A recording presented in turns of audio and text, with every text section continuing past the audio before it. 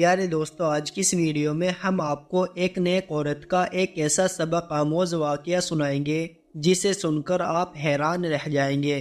پیارے دوستو، ویڈیو شروع کرنے سے پہلے اگر آپ نے ویڈیو کو لائک نہیں کیا تو دل سے ایک لائک ضرور کر دے۔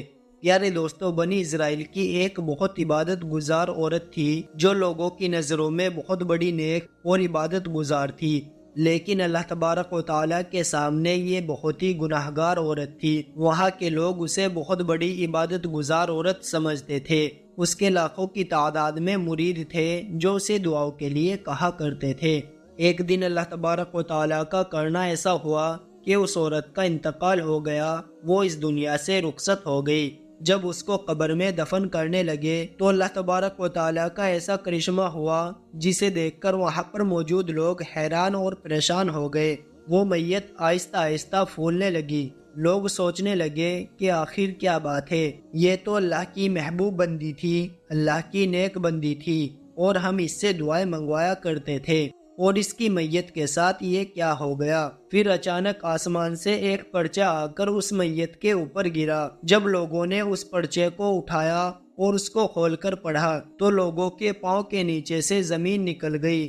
اس پرچے پر یہ لکھا ہوا تھا کہ اس بدکار عورت کو اس قبرستان کے اندر نہ دفنایا جائے، اور اگر تم اس کو دفناؤ گے تو اس قبرستان کے اندر جتنے بھی مردے پڑے ہیں وہ سب تمہارے حق میں بد دعا کریں گے، اور مردوں سے نکلی بد دعا تمہاری نسلیں اجاڑ کر رکھ دے گی۔ وہاں پر موجود لوگ یہ پڑھ کر حیران اور پریشان ہو گئے، اور ادھر وہ میت پھولتی جا رہی تھی کہ یہ تو نیک حافظ قرآن اور تہجد گزار عورت تھی۔ لیکن اس پرچے کی دوسری طرف لکھا ہوا تھا کہ اگر تم جاننا چاہتے ہو کہ اس عورت کے ایسے کون سے گناہ تھے جس کی وجہ سے اس کی ساری عبادتیں جو اس نے کی تھی وہ اس کے منہ پر مار کر رکھ دی، اس کا کوئی بھی سجدہ قبول نہیں کیا، اور آج یہ عبرت کا نشان بنی ہوئی ہے، اور قبرستان کے سارے مردے اس کو دفن نہ کرنے کے لیے دعا کر رہے ہیں کہ یا اللہ ہمیں اس بدترین عورت سے بچا لے۔ اگر یہ اس قبرستان میں دفن ہو گئی تو اس کو جو عذاب ملے گا اس کی چیخ پکار ہمیں بھی پریشان کرے گی۔ اس پرچے پر لکھا ہوا تھا کہ اگر تم جاننا چاہتے ہو کہ اس عورت کا ایسا کون سا گناہ تھا جس کی وجہ سے اس کے ساتھ ایسا ہو رہا ہے تو اس قبرستان کی آخری والی قبر کے اندر ایک مردہ پڑا ہوا ہے، جا کر اس سے پوچھ لو، وہ تمہیں اس کی حقیقت بتائے گا، وہ تمہیں اس عبادت گزار کی حقیقت سے آگاہ کرے گا۔ وہ سبھی لوگ پریشان ہو گئے کہ ہم میں سے کوئی اتنا پرہیزگار نہیں جو مردے سے بات کر سکے اور مردے کی بات سمجھ سکے۔ ان میں سے ایک بزرگ نے کہا کہ فلاں علاقے کے نبی ہے، ہم نے سنا ہے کہ وہ مردوں سے بات کرتے ہیں، اگر ہم ان کے پاس چلے جائیں اور ان کو یہ پرچہ دکھا دے تو ہو سکتا ہے کہ وہ اللہ کے حکم سے ہمارے ساتھ آ جائے اور ہمیں اس حقیقت سے آگاہ کر دے۔ پھر وہ لوگ اللہ کے نبی کے پاس پہنچے اور عرض کیا کہ اے اللہ کے نبی، ہم بڑی دور سے چل کر آپ تک آئے ہیں، ہم پر ترس کھائے اور یہ پرچہ پڑھ لے، اس کے بعد آپ کا جو جی چاہے وہی کرنا۔ اللہ کے نبی نے وہ عبرتناک پرچہ پڑھا۔ پھر لوگوں نے کہا کہ اے اللہ کے نبی، آپ تو مردوں سے بات کرتے ہیں، مردوں سے کلام کرتے ہیں، کہ آپ ہمارے ساتھ چلو، اس مردے سے بات کر کے ہمیں بتائے کہ یہ عورت ایسے کون سے گناہ کرتی تھی۔ اللہ کے نبی اللہ کے حکم سے ان کے ساتھ چل پڑے۔ اللہ کے نبی قبرستان پہنچے اور 2 رکعت نماز ادا کی، اس کے بعد دعا کی۔ دعا کرنے کے بعد اللہ کے نبی نے حکم دیا، قبر میں موجود مردے مجھے بتائے۔ اللہ کے حکم سے اس مردے نے سب سے پہلے تو اللہ کے نبی کو سلام کیا اور کہا جی پوچھئے، کیا پوچھنا چاہتے ہیں؟ اللہ کے حکم سے اللہ کے نبی نے پوچھا کہ یہ جو مردہ عورت ہے جس کی وجہ سے قبرستان کے مردے پریشان ہیں، آخر یہ عورت کون تھی اور اس نے ایسے کون سے گناہ کیے تھے کہ اس کے گناہوں نے اس کی ساری عبادتیں ضائع کر دی، اور اس عبادت گزار عورت کو اللہ نے لوگوں کے سامنے عبرت کا نشان بنا دیا۔ اس مردے کو اللہ تبارک و تعالیٰ نے بولنے کی طاقت عطا فرمائی کہ اے اللہ کے نبی، اگر آپ حقیقت سے آگاہ ہونا چاہتے ہیں تو سچ تو یہ ہے کہ وہ عبادت گزار عورت میری ہی بیوی تھی اور میں اس کا شوہر تھا۔ وہ بڑی ہی عبادت گزار عورت تھی اور میں ایک گناہگار تھا۔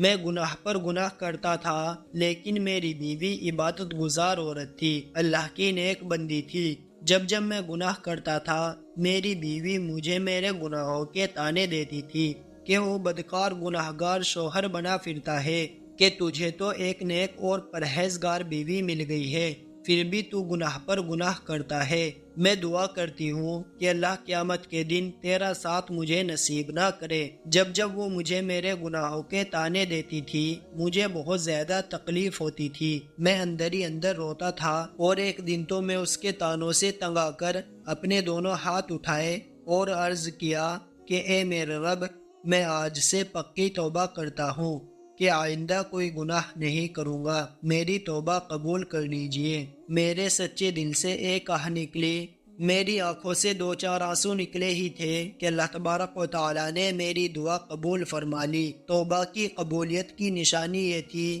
کہ میں نے اس کے بعد کوئی بھی گناہ نہیں کیا تھا۔ مجھے یقین ہو گیا تھا کہ اللہ تبارک و تعالیٰ نے میری توبہ قبول فرما لی۔ اب میں نے توبہ کر لی تھی، لیکن میری بیوی پھر بھی مجھے میرے گناہوں کے طعنے دیا کرتی تھی اور مجھے رسوا اور ذلیل کرتی تھی کہ تو بدکار ہے، تو شرابی ہے، تو کمینہ ہے۔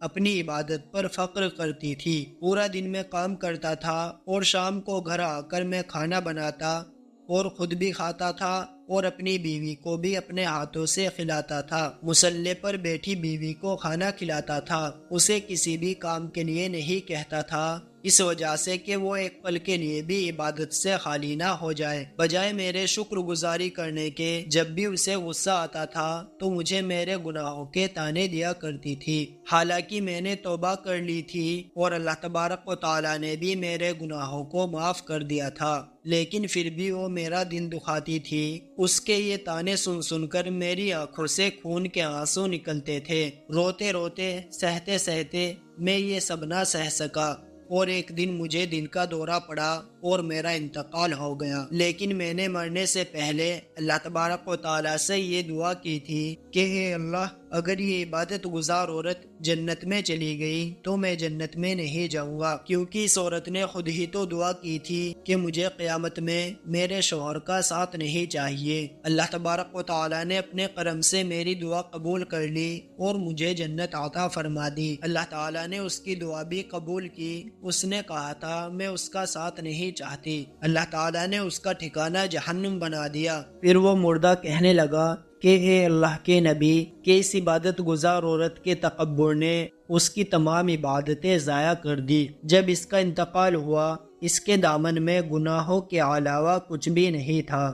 پیارے دوستو، تکبر انسان کو ہلاک و برباد کر دیتا ہے۔ تکبر انسان کی پوری زندگی کی عبادتوں کو ختم کر دیتا ہے۔ شوہر کی ناشکری نے، شوہر کی آنکھوں سے نکلے آنسوؤں نے، شوہر کو دی گئی تکلیفوں نے اس کی تمام عبادتیں ضائع کر کے رکھ دی۔ اس لیے تو سب سے پہلے ان لوگوں کا شکر ادا کیا کرو جن لوگوں نے تم پر احسان کیا ہو، اس کے بعد اللہ تبارک و تعالیٰ کا شکر ادا کرے، پھر تمہاری شکر گزاری پر اللہ تبارک و تعالیٰ بہت زیادہ خوش ہوتے ہیں۔ جب تک تم اللہ تبارک و تعالیٰ کے بندوں کے شکر گزار نہیں بنتے جنہوں نے تمہارے اوپر احسان کیا ہو، تمہیں سیدھا راستہ دکھایا ہو، تب تک اللہ تبارک و تعالیٰ کے یہاں بھی تمہاری شکر گزاری قبول نہیں ہوگی۔ جس طرح یہ عورت ناشکر تھی، اللہ تبارک و تعالیٰ نے اسے عذاب میں مبتلا کر دیا اور اس کا ٹھکانہ جہنم بنا دیا۔ پھر لوگوں نے اسے قبرستان میں دفنانے کے بجائے کسی ویران جگہ پر دفنانے کا فیصلہ کیا،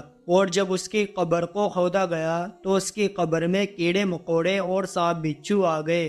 پیارے دوستو، اللہ تبارک و تعالیٰ سے دعا ہے کہ ہم سبھی کو جہنم سے بچنے کی توفیق عطا فرمائے۔